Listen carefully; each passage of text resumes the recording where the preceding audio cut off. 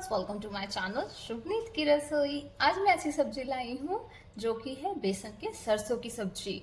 और ये सब्जी आई थिंक सबने खाई है और सबने न भी खाई है। अगर जिसने नहीं खाई है वो रेसिपी ज़रूर ट्राई करो, जिसने खाई है वो भी ट्राई करे। तो ये चलिए आज हम बनाते हैं बेसन के सरसों की सब्जी। ये सब्जी थोड़ी डिफरेंट है। हम लोग हमेशा टमाटर वाली सब्जी या आलू की सब्जी या कद्दू, तरोई या कोई साग बना लेते हैं और कुछ समझ में नहीं आता, और ये सब खा के हम सब बोर हो चुके हैं और कभी कभी बाहर का खाना भी खाने का मन नहीं करता। तो क्या करें, कुछ नया ट्राई करते हैं। तो आज नया ट्राई करेंगे हम बेसन की सरसों की सब्जी। ये बहुत ही यमी सब्जी है और हेल्दी है। इसमें कोई भी हम ऐसे चीज़ें नहीं डालते, बहुत ज़्यादा डीप फ्राई नहीं है, नॉर्मल ऑयल पे बनती है। और आप ऑयल कम ज़्यादा तो अपने अकॉर्डिंग कर सकते हैं। तो ये सब्जी जो है सरसों सरसों की बेसन की सब्जी। सरसों जो है वो पेट को बहुत ज़्यादा फायदा करता है, पेट को ठंडक देता है, वो बिल्कुल भी नुकसान नहीं करता। चलिए बिना टाइम वेस्ट करके बनाते हैं बेसन की सरसों की सब्जी। सबसे पहले हमें यहाँ पे लेना एक मिक्सिंग बोल, उसमें डालेंगे 4 चम्मच बेसन। यहाँ मैंने 4 चम्मच लिया है और जो बेसन है नॉर्मल बेसन लिया है, आप मोटा या पतला बेसन ले सकते हैं। अब हम इसमें डालेंगे थोड़ी सी हल्दी, थोड़ा सा लाल मिर्च, थोड़ा सा गरम मसाला और नमक स्वाद अनुसार। इसको अच्छे से मिक्स करके इसका अच्छा सा बैटर बनाएंगे। तो यहाँ पे हमें बैटर को बहुत मोटा और बहुत पतला नहीं बनाना है, तो यहाँ पे इसलिए थोड़ा थोड़ा पानी करके मैं ऐड कर रही हूँ। और इसकी कंसिस्टेंसी बिल्कुल बहुत ज़्यादा लिक्विडी, बहुत ज़्यादा गाढ़ी नहीं होनी चाहिए, बिल्कुल इसी तरह से होनी चाहिए जैसे देख रहे हैं। तो यहाँ पे बेसिकली हमें बेसन का चीला बनाना है सबसे पहले। तो उसके लिए क्या करना है, एक तवे पे हम थोड़ा सा ऑयल डालेंगे, उसको एक ब्रश से या किसी भी स्पून से उसको अच्छे से स्प्रेड कर देंगे। तो यहाँ मैं बहुत थोड़ा थोड़ा ऑयल डाल रही हूँ, आप अपने अकॉर्डिंग कम ज़्यादा कर सकते हैं। तो यहाँ सबसे पहले अच्छे से देखा है मैंने, तवा गरम हो चुका है। अब यहाँ बैटर को स्प्रेड कर देंगे। जब भी बैटर स्प्रेड करें तवे पे तो आप फ्लेम हमेशा लो रखें, अदरवाइज वो चिपकने लगेगा, क्योंकि फ्लेम अच्छे से तवा अच्छे से गरम होता है इसलिए। तो यहाँ पे अब हम यहाँ पे फ्लेम को हाई टू मीडियम कर देंगे और अच्छे से इसको पकाएंगे। जब ये अच्छे से पक जाएगा साइड से और ऊपर से भी ये इस तरह से, तब हम इसको फोल्ड करेंगे। आप देख रहे होंगे ऊपर से भी अच्छे से पक चुका है और नीचे से भी। तो अब हम ऐसे पहले चेक करेंगे कि वो निकल रहा है कि नहीं। अगर चिपक रहा है तो पहले उसको निकालेंगे, तब हम इस तरह से इसको फोल्ड करेंगे। तो यहाँ पे मैंने 2 बार अंदर से फोल्ड किया है और 1 बार बाहर से इस तरह से। और हल्का हल्का इसको ऐसे प्रेस करेंगे जिससे कि वो जो बेसन का चीला है वो अच्छे से चिपक जाए आपस में और वो बिल्कुल भी खुले ना जब हम उसको ग्रेवी में डालें। तो इस तरह से आप देख रहे होंगे हमारे यहाँ पे एक चीला बिल्कुल अच्छे से रेडी हो चुका है। इसको मैंने दोनों साइड से अच्छे से पका लिया है। आप भी इसको अच्छे से पका लें, अदरवाइज़ वो कच्चा रह जाएगा। तो इस तरह से आपको पकाना है। तो यहाँ पे एक बेसन का चीला हमारा रेडी हो चुका है। अब इसको एक प्लेट पे हम निकाल लेते हैं। अब मैं आपको दिखाती हूँ सेम तरीके से दूसरा चीला कैसे बनाएं। तो यहाँ मैंने दूसरा चीले को भी रेडी कर लिया है, उसी तरह से प्रिपेयर किया है जैसे मैंने पहले किया था। तवे पे थोड़ा सा ऑयल डाला है, उसको अच्छे से स्प्रेड किया है और बैटर डाल के उसको अच्छे से घुमा दिया है। अब यहाँ पे हाई फ्लेम पे पकाएंगे। देखिए ये देख रहे कितने अच्छे से पक चुका है। तो यहाँ पे हमारे 2 चीले रेडी हो चुके हैं। इसी तरह से हम बाकी चीलों को रेडी कर लेंगे। तो यहाँ मैंने ऊपर आगे पीछे दोनों तरह से अच्छे से पका लिया है, ये देखिए। तो यहाँ पे 2 चीले रेडी हो चुके हैं। इसी तरह से हम बाकी चीलों को रेडी कर लेंगे इस तरह से।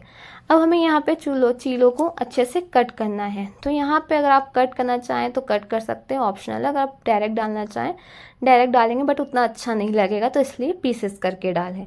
तो यहाँ पे मैंने छोटे छोटे पीसेस किए हैं इस तरह से। मैं आपको दिखा देती हूँ, ये देखिए। इस तरह से आपको सारे चीलों के पीसेस कर लेने हैं। तो यहाँ पे मैंने सारे चीलों को अच्छे से पीसेस कर लिया है।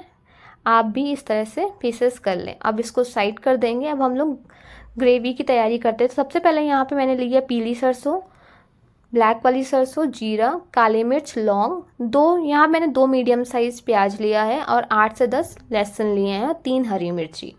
सबसे पहले हम यहाँ पे ड्राई इंग्रेडिएंट्स हैं जो है काली मिर्च, सरसों और लौंग, जीरा, इन सबको अच्छा सा एक फाइन पाउडर सा पीस लेंगे। तो यहाँ पे हम लहसुन, प्याज और हरी मिर्च को लास्ट में डालेंगे। यहाँ पहले हम ड्राई इंग्रेडिएंट्स पीसेंगे, इसलिए पीसेंगे, अगर सरसों नहीं पीसेगी तो उसका जो टेस्ट है वो कड़वापन आता है, तो वो सब्जी पे इतना अच्छा टेस्ट नहीं आएगा। इसलिए पहले हम सारे ड्राई इंग्रेडिएंट्स को पीस लेंगे, उसका फाइन पाउडर कर लेंगे, फिर इसमें लहसुन, प्याज और हरी मिर्च डालेंगे। तो यहाँ पे हरी मिर्च डालने के बाद सारे प्याज लहसुन डालने के बाद थोड़ा सा पानी डाल के इसका अच्छा सा पेस्ट बना लेना है। जो पेस्ट है बहुत पतला नहीं होना चाहिए, बहुत गाढ़ा नहीं होना चाहिए, नॉर्मल होना चाहिए। तो यहाँ पे आपका जो पेस्ट है, आपकी पेस्ट बिल्कुल इसी तरह से होना चाहिए। ये देख रहे हैं? तो यहाँ मैं आपको स्पून से भी दिखा देती हूँ। ये देखिए, इस तरह से आपका पेस्ट होना चाहिए। अब हम इसको तड़का लगाएंगे। तो इसके लिए क्या करना है, कढ़ाई में लेना है तेल। थोड़ा सा मैंने यहाँ सरसों तेल लिया। जब सरसों तेल अच्छे से गर्म हो जाए तब हमने जो पेस्ट बनाया था उसको इसमें डाल देंगे। तो यहाँ पे हमें सारा पेस्ट डाल देना है और जो बचा हुआ पेस्ट है जार में, उसमें थोड़ा सा पानी डाल के उसको इसमें डाल देना है, मिक्स करना है। अब हमें यहाँ पे 5 से 10 मिनट इसको मीडियम टू लो फ्लेम में पकाना है, इस तरह से अच्छे से। जब ये अच्छे से पक जाएगा थोड़ा सा 5 से 10 मिनट में, तब हम इसमें सारे ड्राई मसाले डाल देंगे। ड्राई मसाले जैसे कि हल्दी, धनिया पाउडर, लाल मिर्च थोड़ी सी। यहाँ पे लाल मिर्च अपने अकॉर्डिंग, टेस्ट के अकॉर्डिंग डाल सकते हैं। और यहाँ पे जाएगा थोड़ा सा गरम मसाला। अब यहाँ पे थोड़ा सा गरम मसाला के बाद जाएगा थोड़ा सा स्वाद अनुसार नमक। इन सबको अच्छे से मिक्स करने के बाद हमें इसको अच्छे से पकाना है। तो यहाँ पे हमें ग्रेवी को तब तक पकाना है जब तक ये ब्राउन नहीं हो जाती है। तो यहाँ पे ऐसे आप देख रहे होंगे अभी बहुत ज़्यादा लिक्विडी है, थोड़ा सा गीलापन है, इसको बिल्कुल सूखी हो जाएगी तब तक हमें पकाना है।